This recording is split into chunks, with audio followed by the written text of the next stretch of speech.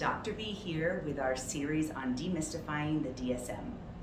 The next 6 videos will be specifically on psychotic disorders. So that's the second cluster in the DSM. And I'm just going to go in order, not in order of how often we see them, but just in order of the DSM, so that if you are kind of following along and trying to learn, we're just going chapter by chapter. So in the first part of the psychotic disorders, it mentions schizotypical, but that's a personality disorder, and I'll cover it more when we get to the personality disorder chapter. And then it goes into delusional disorders. So delusions are, just by definition, false beliefs.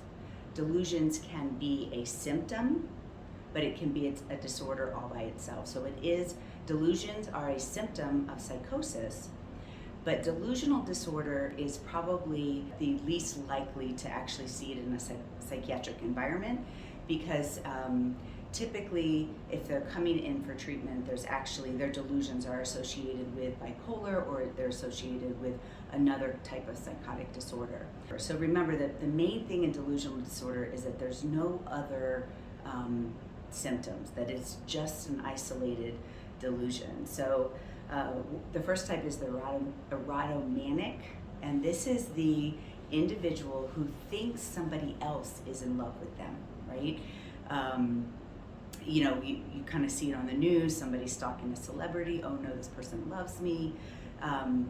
That is erotomanic delusion. The next one is a grandiose delusion.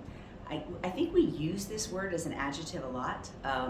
We'll talk about a celebrity or a public figure being grandiose, or even narcissistic in their presentation. Narcissistic is a personality disorder. Grandiose is a delusion or a false belief. So you believe that you're more grand than you are. The jealous type, this is where you are constantly believing your significant other is having an affair, having another relationship, but it's not true. So this is hard to prove, right? But it is this kind of jealous delusion past the just the jealous personality. Persecutory, this is when you think that others are persecuting you. You have this, remember, delusions are a false belief, right? And so, and it's very rigid and seems abnormal when you have delusional disorder. Somatic type, now there's a whole section on somatic disorders, but a somatic delusion is when you think that something very specific is bigger than it is. I have this mark on my face and I think it's melanoma and I'm gonna die, right? And then you can have mixed types and subtypes. But again, remembering that delusions are a symptom of psychosis.